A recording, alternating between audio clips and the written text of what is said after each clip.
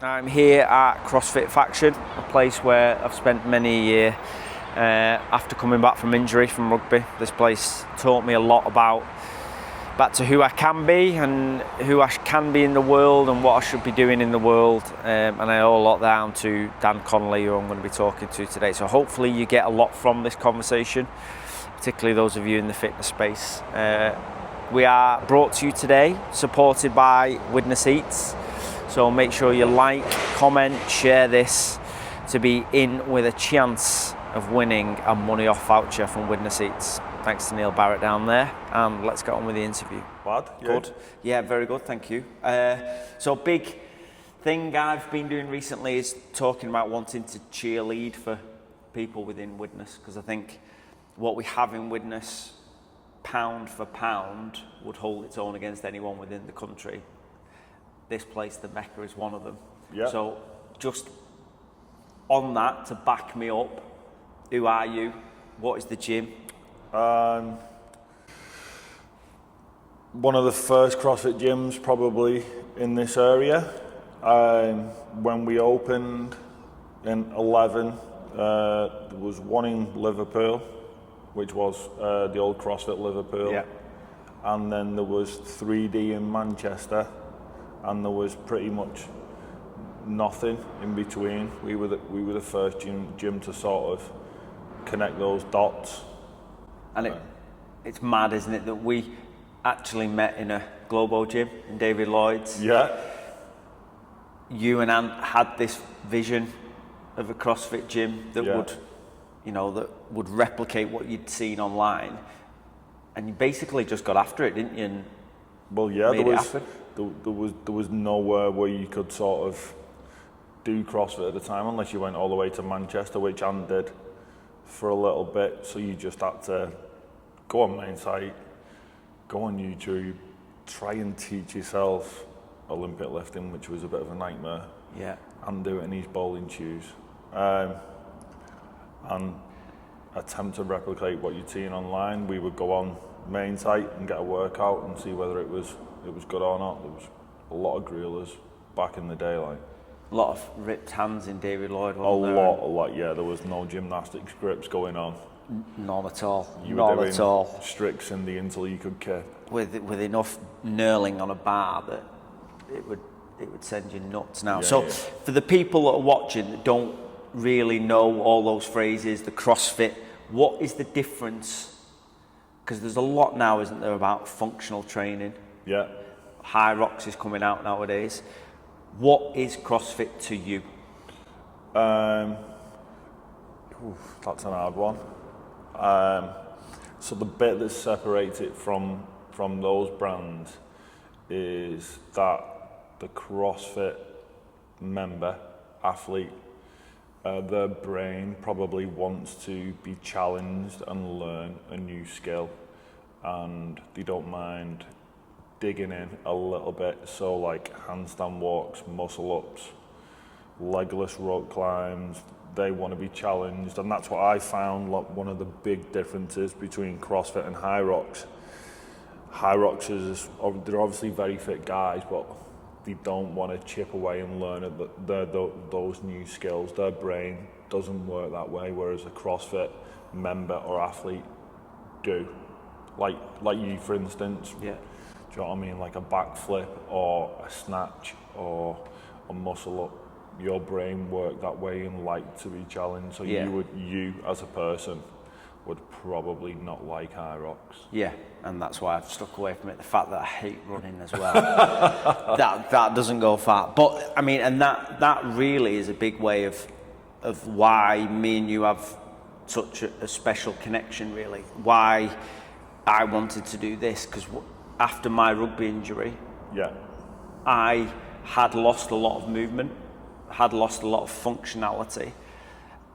Coming into this and being coached by you and having that ability for you to say, right, here's a safe space to learn, I'll coach you, let's get you back to performing, was a big part of my recovery. I actually wish it had been now, and we'd documented it somehow, from like what you could do to what you were able to do.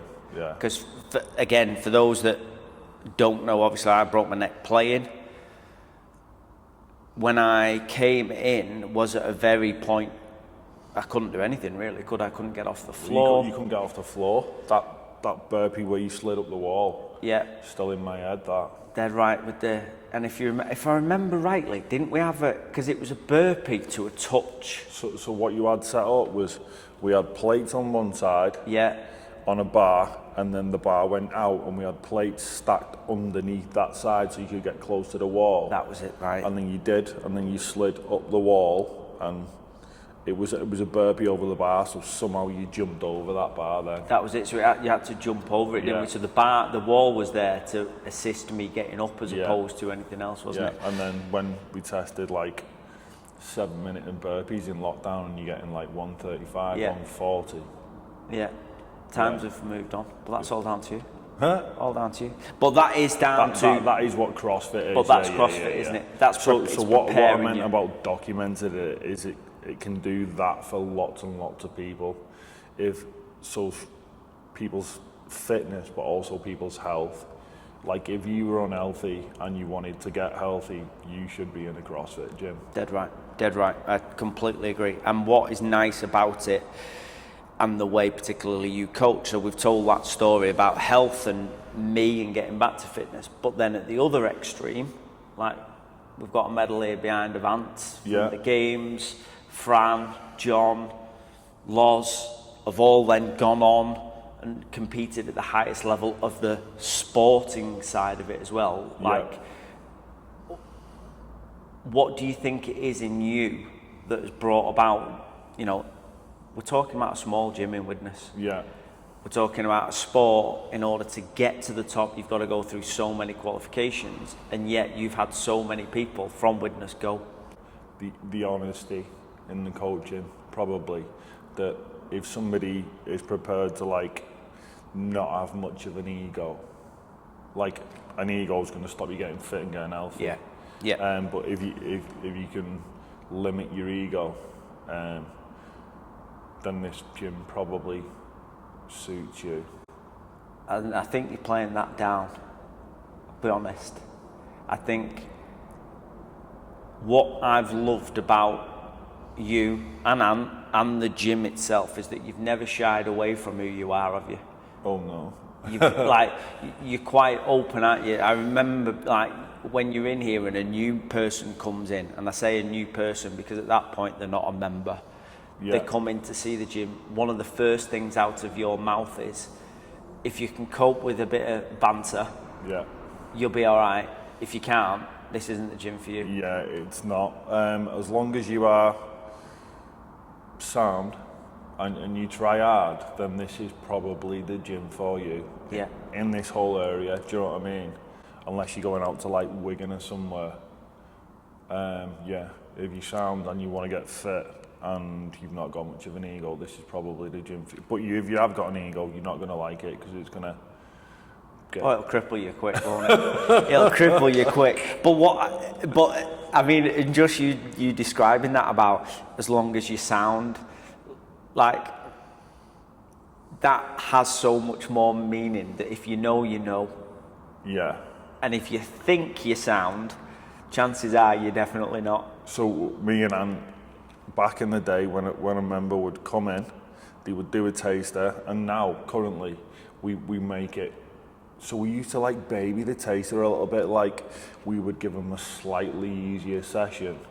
But sometimes you're getting people for a month and if they're not going to stay long term, you probably can't help them as much. So now we just drop them in at the deep end and sink or swim. But it used to be as they left, then it was alive or dead if they were going to come back. And the odd time get it wrong, like Scott Hill, I was like, he's dead. And he was like there a couple of days later. And he was dead. He was. He definitely was dead. Oh yeah. But he loves it, doesn't he? Yeah. But and that, like, because I talk quite a bit about kind of authenticity, as people now call it, but being true and being true to yourself. Yeah. Like what you said there, you originally started off kind of giving a softer version of yourself. Yeah. to make more people like you and come in, when So actually just to make them like CrossFit. that's what I mean. Yeah. And yeah. actually it wasn't serving you well because you weren't then enjoying your work, because then people were coming in that didn't really fit the place, did they? Definitely, yeah. You have, like, there's not many people currently knocking about in the world who are authentic. Yeah. Randomly, I've got a tattoo of the most authentic person in the world on my arm. Huge Leeds United fan. Huge. But yeah, I think that's what probably the best word about the gym is, like, you're going to get an authentic CrossFit experience. And from that, I also think they get, like, carrying on this theme, you're quite heavily, I mean, you mentioned the tattoo, but you're quite into coaching. I say quite into, you obsess about it, but coaching as a whole, like your different sports, what you can take from football, from rugby league, from all sorts of sports. Yeah. What is your blend of coaching? What does that look like? Needs to be honest, but ideally when you get in that honesty, you need to, like, build a bit of trust with someone, do you know what I mean? A bit of a relationship with someone, and once they've given you their trust, your more authentic self can come out more and more and more. Yeah. You can be more honest, so they can then accelerate their results, because all of the bullshit is gone. And there's probably need more of that in sport and in life, probably. Yeah. Currently there's like a younger generation of people who are probably being handicapped by not enough honesty. And where do you think that comes from? Because I've got my idea of where that comes from, and it ties into everything that you're saying. Where do you think that is? Where do you think it comes from? What, the lack of honesty, the feeling of? So it probably starts in the education system early on. So baby and kids, like, when someone turns up on time with the tie on, they get a frigging star when they go in, and I'm like, Jesus Christ, that is such a bare minimum, being on time and having your tie on. I agree. They need to be rewarded. Kids do you know what I mean? Encouraged and in a positive environment, but they should be rewarded for something that is worth rewarding. Yeah. Not just getting Doing up on time, do you know what I mean? Doing your job. And that, you are quite a stickler for time, in the sense of, even now, sessions start at a time, don't they? And if you're late, we have some members who do turn up late, and, like, it can actually just, like, not ruin my day, but can change my mood, and the rest of the class probably suffer because of it. They definitely suffer.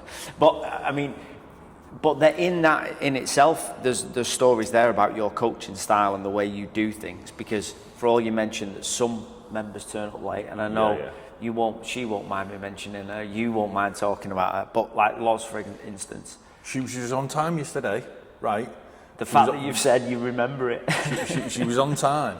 She walked in, and then she went outside on the phone for 20 minutes. So she was essentially 20 minutes late. See, okay, but yet you allow that with her to some degree. You do pull her up on it, and you do make it very public in the gym. Yeah. But she's earned that. It's kind of going on the theme of, like, building a relationship and building trust. That relationship with you and Loz in particular, and you have had that with many other athletes in here. So where did that come from? So she would probably then, when she comes into the session, do half of the work for me. Very honest, do you know what I mean? Would come in, and because she's not here as often, she might not know somebody, and she'd be like, oh, what's your name? Where are you from? What do you do? Why are you whistling? Do you know what I mean? He's very honest. So, like, the culture then of members like that, Scott, Loz, Lewis Whitty, Lunty, just being how they are, trying hard, being sound. Yeah. Do you know what I mean? That then creates that culture for you and does half of the work for you. It feeds off it, doesn't it? Yeah. And we kind of, as all gyms did during COVID, when we're talking about culture's quite hard to keep. Yeah. Particularly within gym. You know, you've got to keep investing in it. COVID hit the gyms a good few years ago. Yeah. Which meant that you had to change the way you operated, but somehow managed to keep that culture. What did you put that down to? Just members being sound. Generally, if you've been okay with those members, do you know what I mean? For whatever reason, you will lose a couple of members because they're having hard times themselves or whatever, financially or whatever. But most of those members are intelligent enough. There's a lot of fucking people in CrossFit gyms who are smart, do you know what I mean? They do well in work, generally, CrossFitters. They know that if they stop paying you, there's going to be no gym to come back to in however long COVID is going to last for, so they continue paying you. Yeah, so they continued paying you, but in return you created a thriving, it wasn't online like everybody went to, was it? No. We had a WhatsApp group. Because the online wasn't for me, because there was no coaching going on. It was what I would call cheerleading, which there's a lot of cheerleading gyms going about, knocking about, and like that weren't for me, and I didn't really like it. Some of the members, like Fran would take some of the Zooms just for a bit of social, and she actually liked it, but there was no coaching going on. Most of how I kept that going on would probably have been just through a WhatsApp group.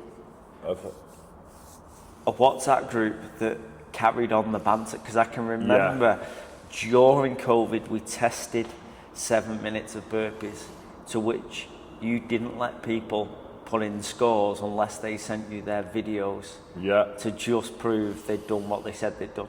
Yeah, there's no way somebody's telling me they've done 150 burpees unless I'm seeing them and counting them. Like, you sent me the video. Yeah. But but holding people to account's a big thing. Oh, yeah.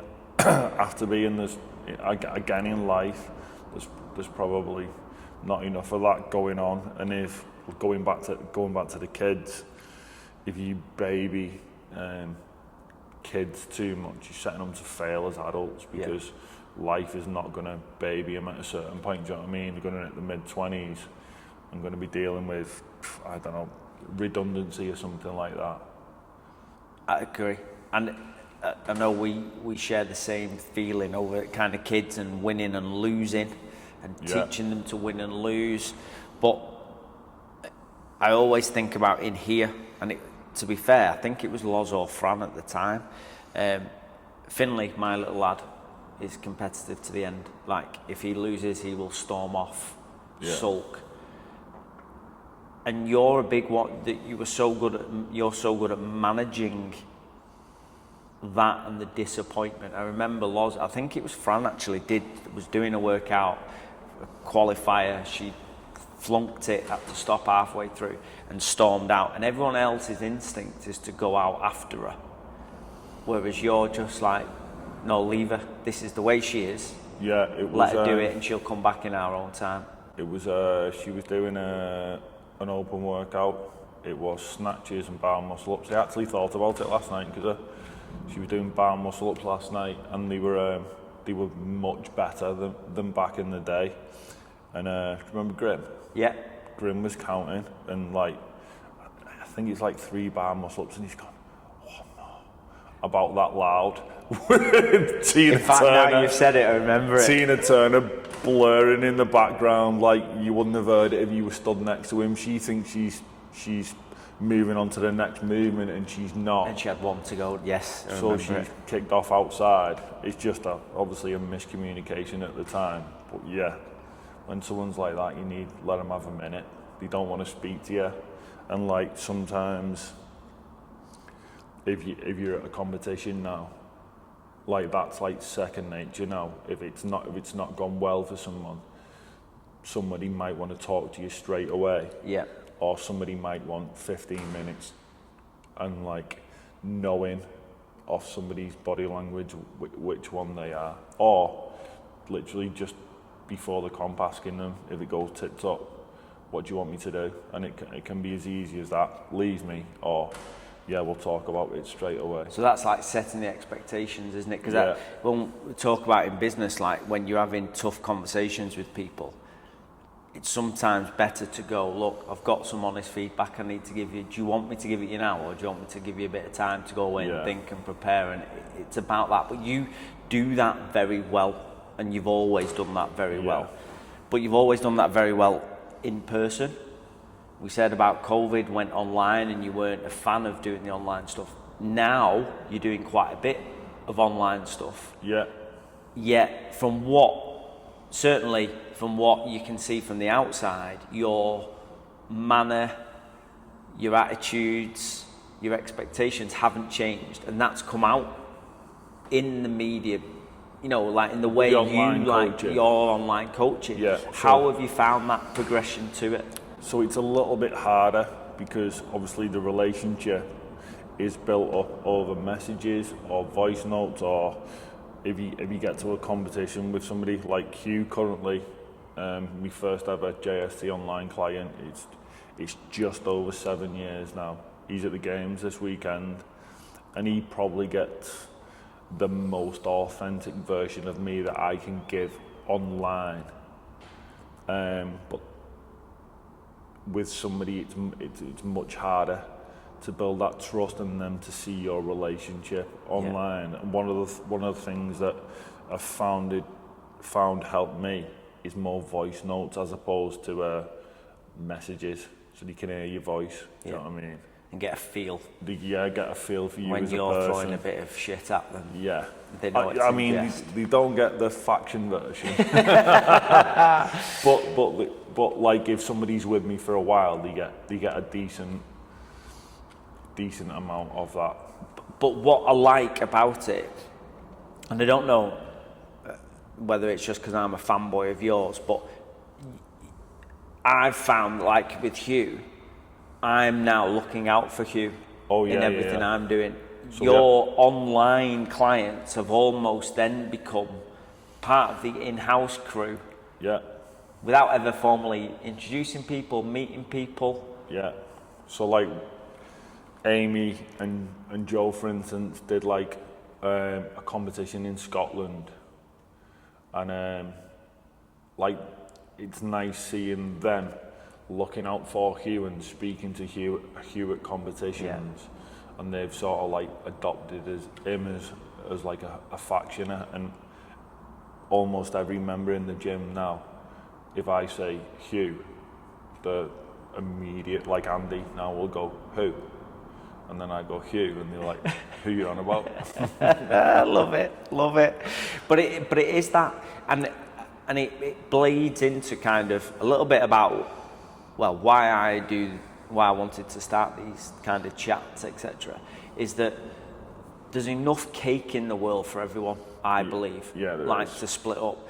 You actually do the online stuff with JST, which many people, probably in other industries, but many people, probably within the gym industry, would see you working for a competitor there, and that's taken away, and it's never been like that, has it? No. You support each other. Yeah. But in the long term, the whole beast of the sport is getting stronger. Yeah. So when I started working for, obviously, Steve back in the day, we will have seen each other at comps, do you know what I mean, regionals, maybe 2, 3, 4 times before I ever started working for Steve at JST. And obviously then you get a feel, I get a feel for him, you get a feel for me, is he a decent coach, you know what he's talking about, do you know what I mean? And there is, there are so many people actually doing CrossFit that, like you say, there's enough for everybody, and you're just looking for a program or a coach that suits you personality wise. And can you let it in perfectly? So in that regard, how do you think you would sum yourself up as a coach? Like, what's important to you as a coach? Effort, number one. Like, you can get really fit with just putting in enough effort. Always rep for rep, I think. So each rep, that rep there and then is the only thing that you can control. You can't control the reps before it or the reps that are coming. Just your the most effort that you can give to that rep, and if you do that more often than not, you will get fit. Quite honest, probably. I think most people, it's leading it back to rugby. A lot of people that played under Roger Addison when they were a kid. Yeah, big shout out to Mr. Harrison. Are quite similar. Do you know what I mean? That was like a bare minimum was effort. Yeah. And if you weren't trying hard, you were not getting along. And that, I mean, you said it at the beginning about like people that do CrossFit often succeed in work. Yeah. I'm a big believer in it. You know, the way you do anything is how you do everything. There's no kind of accident about the fact that people, that's why I think a lot of like former athletes or people that haven't quite made it in professional sport or in sport are very good at CrossFit. So they find another outlet for the competitiveness. Yeah. Yeah. And it does, but then what you said about effort, and then the rep you're doing is the only rep you can control. It's pretty much like that, isn't it? Like, yeah. The only thing you can control is where you are right now and what you're doing. It's hard to see, isn't it, sometimes when you get in of a night from whatever your job is and you're stressing about something that's gone on in that day, like, Jesus, I can't literally do anything about that now. Yeah. Do you know what I mean? The only thing you can control is your thoughts there and then and what's going to happen the next day, probably. And those teachings and those learnings as you as a coach, which is where we start, is like, you are far more, when you say you're honest, you expect effort. As a coach though, you take on far more than just what people are doing in the gym in the session, don't you?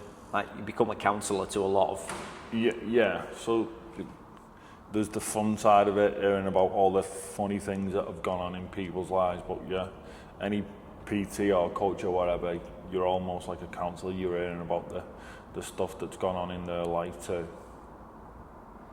To shape them into the madhouses that walk through the door. It's that striving and thriving to probably be the best you can be, which is a big part of this place and what we do.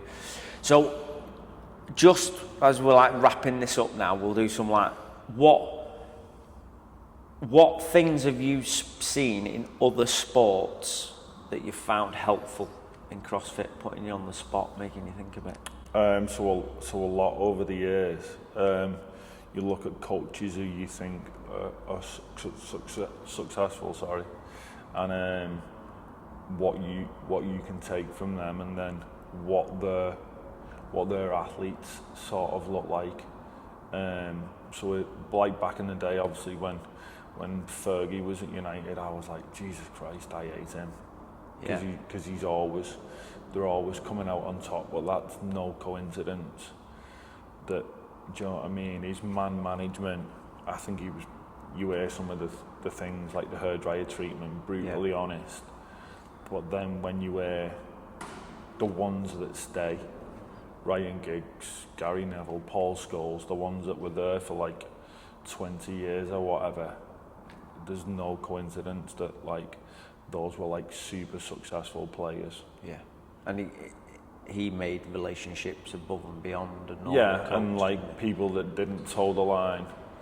I don't know, like Lee Sharp. Yeah, he got him out pretty quick because he knew he weren't going to toe the line, and he wasn't as hard working as the others. And there's lots of successful ones that probably I've not named at United, and lots of not successful, and you can probably see the characteristics in those, and any sport teams like that. Bielsa at Leeds, John Money when he was at Wigan. Yeah. I talk a lot about teams needing an identity. I worry about rugby league initially, but like about losing identity. Teams just becoming much of the muchness. Teams needing to know who they are and what they're about. And the closest example to it at the minute is like Wigan. Everyone knows what Wigan is about. Yeah.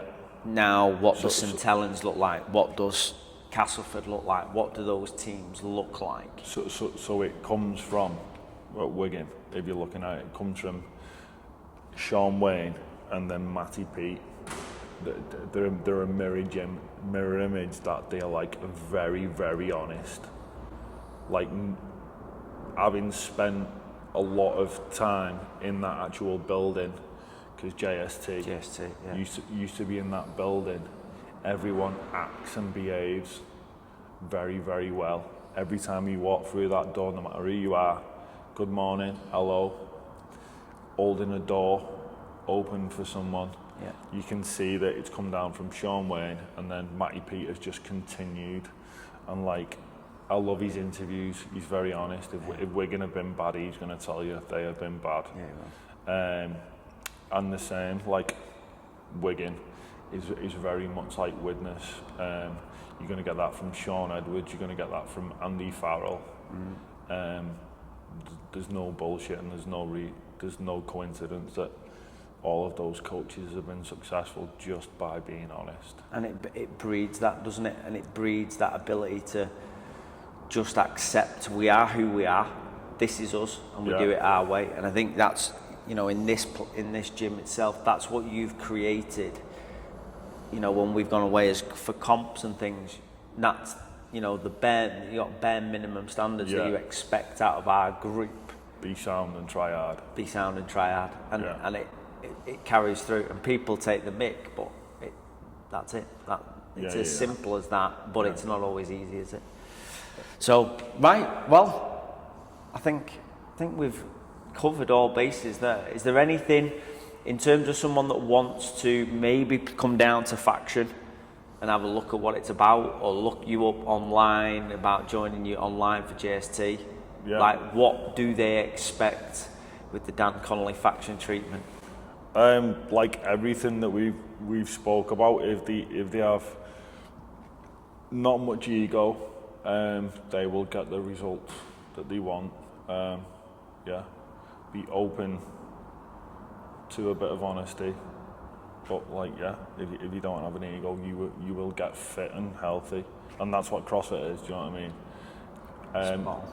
And we are here, St Mike's Industrial Estate. Is that how you say it? Yeah. There's a sign up, and I don't know actually what it says, but it's on St Michael's Road. We are next to the flyover, Big Green Gate. Yeah, make sure you come down and check it out. If you are looking for what that next thing is, trust me, once CrossFit's in your life, it never really leaves you. And so thanks Dan, appreciate your time. Hope you enjoyed that chat with Dan. I think there was a lot that came out about him as a person, him as a gym, and just illustrates some of the powerhouses that we have within Widnes. And basically just showcases him as a bloke. And if you are looking in the fitness space for a new gym, maybe to follow someone online or whatever, you can't go far wrong by giving these guys a follow and reaching out to Dan on the socials. So make sure you do that. Remember, we are sponsored today by Widnes Eats. So like, comment and share the post and be in a chance of winning a voucher. Take care, see you on the next one.